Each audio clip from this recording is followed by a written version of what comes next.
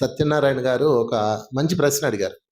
ప్రశ్న ఏంటంటే ముందు 2 ప్రశ్నలు అడిగారు. అందులో మొదటిది ఏంటంటే, మానవ జన్మ తర్వాత జన్మ ఏంటి? పైకెళ్తారా? మానవుడి తర్వాత నెక్స్ట్ జన్మలుంటాయా? లేకపోతే మళ్ళా జంతు లోకంలోకి వస్తారా? ఒకవేళ రారు అన్నాం అనుకో, మరి అట్టయితే చాలా కథల్లో మనం వాళ్ళు తిరిగి జంతువులుగా పుట్టిన కథలు చాలా ఉన్నాయి. భరతుడు పుట్టాడు. షిరిడి సాయి కథలో వింటే గనక అందులో పాము, కప్పగా ఇద్దరు అన్నదమ్ములు పుడతారు. ఇయన్నీ ఉన్నాయి. అసలు యాక్చువల్‌గా పురోగమన సిద్ధాంతం ఉంది. పురోగమనం అంటే ఏంటి? ముందుకెళ్ళడం. మీరు ముందుకెళ్తారు. 10వ తరగతి పాస్ అయ్యాక ఇంటర్మీడియట్‌కెళ్తారు. ఇంటర్మీడియట్ తర్వాత డిగ్రీకెళ్తారు. అలాగా పురోగమనం. ఒక ఒక ఒక డిపార్ట్మెంట్‌లో ఒకతనికి ఆఫీసర్‌గా జాబ్ ఉంది. ఒకవేళ అతను తప్పు చేశాడు. సరిగ్గా చేయలేకపోయాడు. అప్పుడేం చేస్తారు అతన్ని? డిమోట్ చేస్తారు. మళ్ళా తీసుకెళ్ళి అతన్ని కిందన అసిస్టెంట్‌గా ఏసి అక్కడి నుంచి నేర్చుకో అని చెప్పి పడేస్తారు. డిమోట్ అంటారు దాన్ని. ప్రమోషన్‌కి, డిమోషన్ 2 ఉంటాయన్నమాట. అలాగే మానవ జన్మలో కూడా ప్రమోషనే ఉంటది. పైకెళ్ళడమే, కిందకుండదు. కొన్ని రేర్ కేసుల్లో వాళ్ళు నేర్చుకోవాలి అనిపించినప్పుడు వాళ్ళని కింది జన్మలకు పంపిస్తారు. దానికి ఎగ్జాంపుల్ మీకు చాలా ఎగ్జాంపుల్స్ ఉన్నాయి. సనక సనందాదులు, జైవిజయులు వాళ్ళతో గొడవ పడ్డప్పుడు జైవిజయులకి డిమోషన్ ఇస్తారు. మీరు ద్వారపాలకులుగా ఉండి పేషెన్సీ లేకుండా ఉన్నారు కాబట్టి మరలా మీరు తిరిగి భూలోకం వెళ్ళి ట్రైనింగ్ పొందండి అని పంపిస్తారు. అంటే మీరు ఇక్కడ ఉన్నప్పుడు అహంకారంతో ఉండకూడదు. ఒక ఆధ్యాత్మిక వ్యవస్థ నడుపుతున్న వాళ్ళు, ఆధ్యాత్మిక వ్యవస్థలో ఉన్నవాళ్ళు అహంతో ఉండకూడదు. ఇప్పుడు శ్రీహరి ద్వారపాలకులు అంటే ఎవరు? Hire masters జేవిజీలో. ఓకే, మీరు చూశారు కదా జేవిజీలని. ప్రతి దేవాలయం, వెంకటేశ్వర దేవాలయం కానీ, విష్ణుమూర్తి దేవాలయాలు ఎక్కడున్నారు లెఫ్ట్ రైట్ ఇద్దరు ఉంటారు జేవిజీలు. గత పట్టుకొని ఉంటారు కదా వాళ్ళు అనమాట. చప్పలు కొడదాం జేవిజీలకి. గ్రేట్ మాస్టర్స్ వాళ్ళు. వాళ్ళు ఏం చేశారంటే కొంచెం ఇక్కడ ప్యూర్గా ఉంటేనే కదా సెలెక్ట్ అవుతారు. సెలెక్ట్ అయిన తర్వాత వాళ్ళ ప్యూరిటీ కోల్పోతారు. అంటే అహంకారం ప్రారంభమైందనమాట. ఆ అహంకారం వచ్చినప్పుడు వాళ్ళు ఏం చేశారంటే సనక సనందాదులు వచ్చారు, బ్రహ్మ మానసపుత్రులు వచ్చారనమాట. వస్తే నో అడ్మిషన్, గెట్ అవుట్ అన్నారు. చాలా హార్ష్గా బిహేవ్ చేశారు వాళ్ళతో. అంటే మనం ధ్యానంలోకి వచ్చినప్పుడు చాలా ప్యూర్గా ఉంటాం, చాలా ప్రేమతో ఉంటాం. కాస్త పెరిగి పెద్ద అయ్యాక మాస్టర్లు అవుతాం.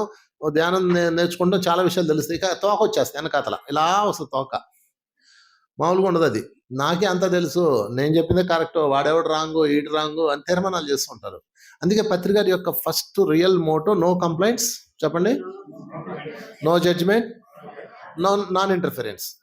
3 కంప్లైంట్లు చెప్పకూడదు, వినకూడదు. 2 ఎవరిని తీర్మానాలు ఇవ్వకండి. నువ్వు ఎట్టుండ అట్టుండ అనకూడదు. అన్నారంటే అసలు మీరు పత్రిసారి ఫాలోవర్సే కాదు, ఏదో మీరు మీకు తోకలు వచ్చినాయని అర్థం. 3వది ఎవరి విషయంలో ఇంటర్ఫీర్ అవ్వకండి. ఏ విషయంలోనూ ఇంటర్ఫీర్ అవ్వకూడదు. ఎవరి పని వాళ్ళది. ఇక్కడ సెంటర్ నడుపుకుంటుంది, నడుపుకోనివ్వండి. అలా కాదు, ఎలా చేయి అన్నామంటే నువ్వు ఎందుకు పనికిరాని వాడు అని అర్థం. ఎప్పుడైనా పత్రిసారి చేశాడా? పత్రిసారి జడ్జి చేయడం మీరు ఎప్పుడైనా చూసారా? పత్రిసారి ఎవరి విషయంలోనే ఇంటర్ఫీర్ అవ్వడం చూసారా? చూడలేదు కదా. అందుకని అందరూ ఎవరు ఏ మంచి పని చేసినా మనం సహకరించాలి. హింస ఒక్కటే మనం వద్దనాలి. హింస జరుగుతుంది, జంతువులు చంపుతున్నాయి. ఆ హింసలు కూడా జంతువులు వృక్షాలకు హాని జరుగుతుంటే మేము ఉన్నాం పిరమిడ్ మాస్టర్లు అని వెళ్ళాలి. మిగతా ఏ విషయంలో ఇంటర్ఫీర్ అవ్వకండి. ఎవడి గోల వాడిదే, పనియండి. ఎవడి సబ్జెక్ట్ వాళ్ళదే.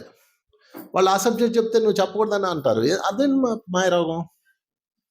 పత్రికారు ఎంత అభినందించేవాడో. ఇప్పుడంతా అది రాంగు, ఇది రాంగు, ఇది వద్దు, అది వద్దు అట్లా చేయకూడదు. అలా చేస్తే వాళ్ళకి డిమోషన్ ఉంటుంది. జేవిజీలో అలా చేశారు. జేవిజీలో అలా చేసినప్పటికీ శ్రీహరి ఏం చేశాడు? నాయనలారా, మీరు అసలు ఎలాంటి మాస్టర్స్, ఎంత గొప్పవాళ్ళు, ఇలా అయిపోయారేంటి, అందుకని మీరు మళ్ళీ భూలోకం వెళ్ళండి అని డిమోషన్ ఇచ్చాడు. దీనికో డిమోషన్. భూలోకంలో అమ్మ మేము భూలోకం వెళ్ళి ఇప్పుడు ఎన్ని జన్మలు తీయాలి స్వామి అంటే వాళ్ళకు ఒక ఆప్షన్ ఇచ్చాడు అనమాట. వైరీ జన్మలు కావాలా, లేకపోతే 3 జన్మలు అయితే వైరీ జన్మలు అంటే పవర్ అనమాట. ఇంకా అంతకన్నా ఎక్కువ కావాలా, స్లోగా నేర్చుకుంటారా, ఫాస్ట్గా నేర్చుకుంటారా? మేము ఫాస్ట్గా నేర్చుకుంటాం, అంతకాలం మేము నిన్ను వదిలి ఉండలేము. సరే అయితే 3 జన్మలు తీసుకోండి.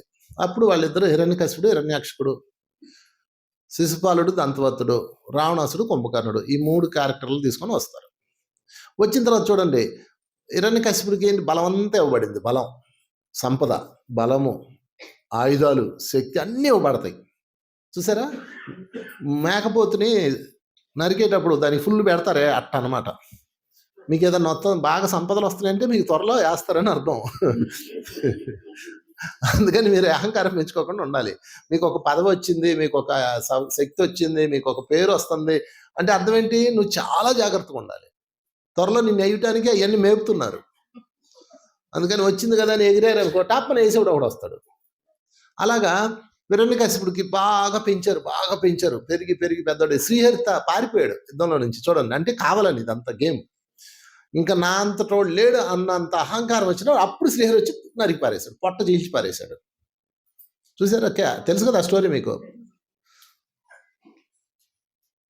నరసింహస్వామికి చెప్పలు కొడదాం. Great character Narasimhaswamy.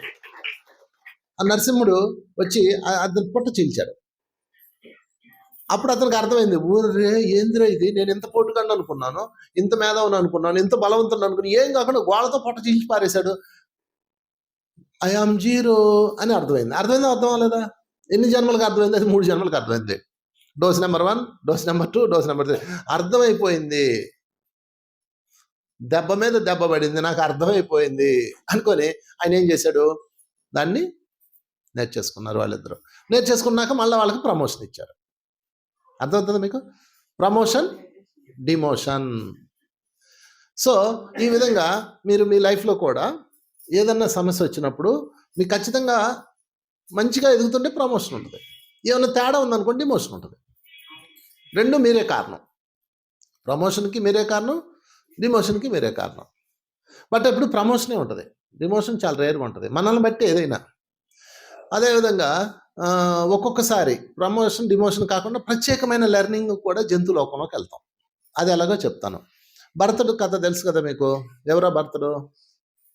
శకుంతల దుష్యంతుడు కొడుకు భరతుడు. రామలక్ష్మణ భరతుడు కాదు. శకుంతల దుష్యంతుడు స్టోరీ తెలుసు కదా. శకుంతల దుష్యంతుడికి పుట్టినవాడు భరతుడు. ఆ భరతుడిని పెంచి పెద్ద చేసి వాళ్ళమ్మ తీసుకెళ్ళి దుష్యంతుడికి అప్పచెప్తుంది. దుష్యంతుడు రాజ్యాన్ని ఇస్తాడు, ఆయన పోతాడు.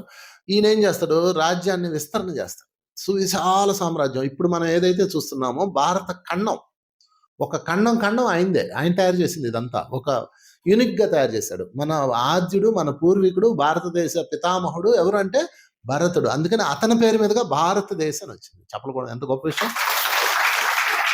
ఒక వ్యక్తి పేరు దేశానికి రావడం చిన్న విషయం కాదు, అవునా కదా. సో ఇండియా అనే పదం ఏందో పెడతారు, ఇండియా అనే మొహంలో. భారత్ అంటే ఆ పేర్లోనే వైబ్ ఉందా లేదా? భారత్, మేరా భారత్ ఎంత ఆ వైబ్ ఉంటుంది అనమాట ఆ పేర్లో. సరే, మొత్తం మీద భారత్ వచ్చింది. భరతుడు భారతదేశం తయారు చేశాడు. రిటైర్డ్ అవ్వాలి. రిటైర్డ్ అయ్యే వయసు వచ్చింది, అంటే 60 సంవత్సరాలు వచ్చినాయి. రాజ్యాన్ని అంతా ఎవరికి పిల్లలకి చెప్పాడు. ఒక శక్తివంతుడైన పిల్లలకి అవ్వలేదు. చూడండి, ఆయన 9 మంది పిల్లలు, ఒక పిల్లడు కూడా రాజ్యం అలా చాటింపేసి బలమైన వాడు, వీరుడు, శక్తివంతుడు, తెలివైన వాడు, ఇంటెలిజెంట్ అయిన వాడు, వాడికి ఇచ్చాడు రాజ్యం. మన రాజకీయ నాయకులు అయితే ఏం చేస్తారు, ఈడిపోతే ఆడు కొడుకు, ఆడుకోపోతే ఆడు మనవాడు, ఆడిపోతే ఆడు పిల్లం, ఆడిపోతే ఆడు మొత్తాత. వారసత్వ రాజకీయాలు మనయన్నీ. భరతుడు వారసత్వ రాజకీయం కాదు. భరతుడు ఎవరు, హూ ఇస్ ద బెస్ట్, నా కొడుకుల కన్నా పవర్ఫుల్ ఎవడున్నాడు అని ఎతికి అనేక పరీక్షలు పెట్టి ఒకరిని సెలెక్ట్ చేశాడు. అతనికి రాజ్యాన్ని ఇచ్చాడు. చూసారా?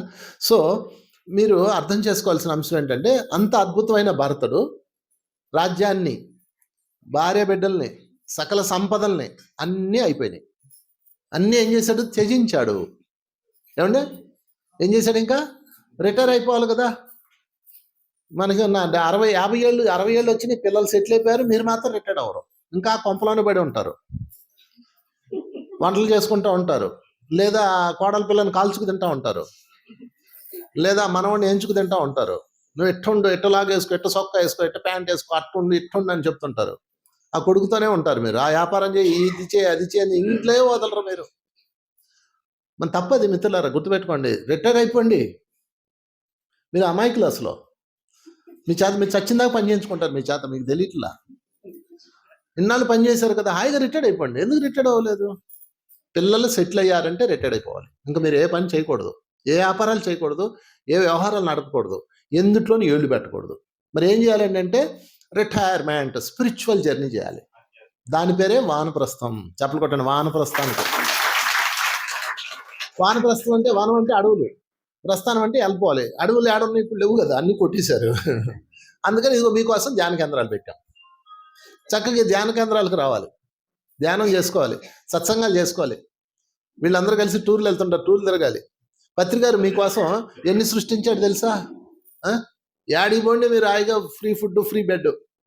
ఇటు ఆంధ్రాలో ఇటు పోండి, మా తెలుగు రాష్ట్రాలు రండి, ఉత్తరాఖండ్ పోండి, దక్షిణ పోండి, ఎట్టు పోండి, ఇండియా మొత్తం తిరగండి. ఒక సంచి పట్టుకొని యాడికి పోయినా ఫ్రీ ఫుడ్ ఫ్రీ బెడ్ ఎవడని పెట్టేస్తాడు మీకు. ధ్యానము, సత్సంగం ఎన్ని ఉన్నాయో కదా, ఇలాంటి కేంద్రాలు ఊరికి ఒకటి ఉన్నాయి. అన్నీ తిరగండి. పోనీ మేము లాంగ్ వెళ్ళామా, మీ ఊర్లో తిరగండి. ఎన్ని ఉన్నాయి మీకు. లేదో 10 మంది కలిసి చక్కగా చుట్టుపక్కల పిరమిడ్ క్షేత్రాలకు వెళ్ళండి, ధ్యాన కేంద్రాలకు వెళ్ళండి. అన్నీ మీ ఇష్టం. ఇల్లు మాత్రం దృష్టి పెట్టకండి. ఇల్లు వదిలేయమని నేను చెప్పట్లా, దృష్టి పెట్టకండి. వాళ్ళ వాళ్ళని వదిలేయండి పిల్లల్ని. మీరు ఏలు పెట్టినప్పుడు వాళ్ళు ఊరుకోరు కదా, వాళ్ళు తిడతారు, మీకు మనశ్శాంతి పోద్ది.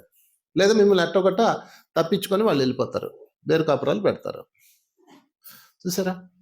మరి భరతుడు రిటైర్డ్ అయ్యాడు, మనం రిటైర్డ్ అవ్వద్దా చెప్పండి? మీకంతా కాంక్ష అనమాట. అయ్యో నేను లేకపోతే ఏమైపోద్ది, నేను లేకపోతే అసలు ఇంక వీళ్ళు బతకరు, చేత కాదు వీళ్ళకి, నేను లేకపోతే బట్టలు అలా పడేస్తుంది, ఆ కోళ్ళు పాలు పొంగిపోతూ ఉంటాయి, ఆ ఇల్లు గొల్లైపోతుంటుంది. ఎట్టో మీరు మంచోళ్ళు ధ్యాన కేంద్రం కన్నా వచ్చారు, రానోళ్ళ పరిస్థితి ఏంటి? మీ పక్కింటి ఆమెను అడిగి ఉంటారు, అమ్మ ధ్యానంకి వెళ్దాం, అమ్మో నేను ధ్యానం వస్తే బట్టలు ఎవరు ఆరేస్తారు. ఆమె రిటైర్ అయిపోయింది ఆల్రెడీ. మీరు చాలా మంచోళ్ళు అండి, మీకు చప్పట్లు పడుతున్నాను. మీరు ఆధ్యాత్మికం వైపు వచ్చారు.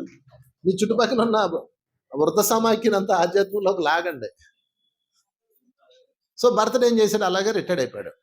రిటైర్డ్ అయిపోయి అన్ని వదిలేసి అడవికి వెళ్ళిపోయాడు. అడవికి వెళ్ళి అడవిలో ఒకే ఒక పని ఆయనకి. ఏం పని? ధ్యానము, సత్సంగము, ఋషులతో సాంగత్యము, అంతే, ఇంకేం లేదు ఆయనకి. ఆ పని తప్ప ఇంకేం లేదు. అట్లా ఉన్నప్పుడు ఒకరోజు ఏం జరిగిందంటే, ఆయనకి ఒక పులి ఒక జింకను వేటాడుతూ వెళ్తుంది. ఆ పులిని, ఆ జింక కింద పడిపోయింది, ఆ బిడ్డను కానీ చనిపోయింది, చిన్న బిడ్డని. అతను ఆ చిన్న బిడ్డను తెచ్చి దానికి పాలు పెట్టి సాకి దాన్ని కొంచెం కొంచెం పెంచాడు. అన్నీ వదిలేశాడు. మళ్ళీ తిరిగి ఎక్కడ తగులుకున్నాడు? ఆ జింక దగ్గర తగులుకున్నాడు. చూసారా? మనం అన్నీ వదిలేస్తాం. ఇప్పుడు నువ్వు అన్నీ వదిలేసావు, ధ్యాన కేంద్రం ఎందుకు పెట్టావు? అన్నీ వదిలే కదా, నీ మైండ్లో వదిలింది. ఏ బంగారం మీద మోజు లేదు నీకు. ఉండుంటే ఇదెందుకు వడ్డాను కొనుక్కునేదాన్ని, లేకపోతే ఇంకో నగలో, లేకపోతే ఇంకోటో, లేకపోతే ఇది బిల్డింగ్ కట్టి అద్దెలకి ఇచ్చుకునేవాళ్ళు. మీరు ఎందుకు పెట్టారు ఇది? అన్ని వదిలేశారు. వదిలేసిన భావన ఉన్న వాళ్ళే సేవ చేస్తారు. ఓకే, మళ్ళా ఇది నాదని మళ్ళీ తగులుకుంటుంది, అదొక తలనొప్పి. అది తగులుకోకుండా చూసుకోవాలి. అప్పుడు భరతుడు ఏం చేశాడు, అలాగే చేశాడు, జింకతో కనెక్ట్ అయిపోయాడు. అది ఉంటే గానీ ఆయనకి రోజు చూసుకునేవాడు. అది వచ్చి ధ్యానంలో కూర్చున్నప్పుడు ఆయన పక్కన ఉంటే దాన్ని పక్కన పెట్టుకొని అలా ధ్యానం చేసుకునేవాడు. అలా మొత్తం మీద దానికి ఆయనకి తెలియని ఒక ప్రేమ బంధం కనెక్ట్ అయిపోయింది. ఒకరోజు అతను చనిపోయి పైలోకాలకు వెళ్ళిపోయాడు భరతుడు. ఏజ్ పూర్తి అయిపోయింది, పైలోకాలకు వెళ్ళాడు. పైలోకాలకు వెళ్ళి, అయ్యా భరతుడు గారు, మీరు ఎంత అద్భుతం అండి, రాజ్యాన్ని కాదని అంత అద్భుతంగా చేసావు, సో మీరు ఇప్పుడు మోక్షం ఇస్తామండి అని ఒక్కసారి స్కానింగ్ చేయాలండి. స్కానింగ్ అన్నారు. స్కానింగ్ చేస్తారు అక్కడ. ఇక్కడ మీకు తల్ల ఏదన్నా ఉంటే ఏం చేస్తారు? స్కానింగ్ మిషన్ మీద పడుకోబెడతారు కదా, అక్కడ కూడా ఒక స్కానర్ ఉంటుంది. ఇది కొద్దిగా ఎలా స్కానర్లో నడవండి అంటే ఆయన నడితే మొత్తం, అబ్బా ఎంత బాగుంది, మీలో కామం లేదు, క్రోధం లేదు, మోహం లేదు, మదం లేదు, మాత్సర్యం లేదు, అబ్బాబాబాబాబా, అయ్యో ఏదో నల్ల చొక్క ఉందండి ఇడా అని చూస్తారు. ఆ చొక్కను జూమ్ చేస్తే జింక. ఏందండి మీరు అన్ని వదిలేసి మళ్ళీ జింక దగ్గర ఇరుక్కున్నారు అంటాడు. అవునా, అయ్యో ఇప్పుడు ఏం చేయాలా? మరి దాన్ని పోగొట్టుకోవాలి కదా, అందుకని మళ్ళీ మీరు భూలోకం వెళ్ళండి, జింకకి బిడ్డగా జన్మించండి అని సలహా ఇస్తారు. పైన ఒక కమిటీ ఉంటుంది. ఓకే, ఆ జింక బిడ్డగా జన్మించి ఆయన ఏం చేస్తాడు, కొంతకాలం దాంతో గడిపి అనుభూతులు పూర్తి చేసుకొని, ఆనందం పరిమళం పూర్తి చేసుకొని, ఆ తపన పూర్తి చేసుకొని మళ్ళీ చనిపోయి మళ్ళీ పైకి వెళ్తాడు. పైకి వెళ్ళి మోక్షం అడుగుతాడు అనమాట. అప్పుడు అతనికి మోక్షం ఇస్తారు. అలా తర్వాత మళ్ళీ జడభర్తుడిగా వచ్చి దాన్ని చూపించి మోక్షం తీసుకుంటాడు. అంటే ఒక చిన్న బంధం ఆయనకి 3 జన్మలు పట్టింది అంత ఉంటుంది అనమాట. అది డిమోషన్. అయితే దీన్ని డిమోషన్ అనకూడదు, నాలెడ్జ్ గెయినింగ్ అనాలి. ఏదేమైనా మానవ జన్మ తర్వాత జన్మ ఉత్తమ జన్మలే, పైకే కిందకు ఉండదు.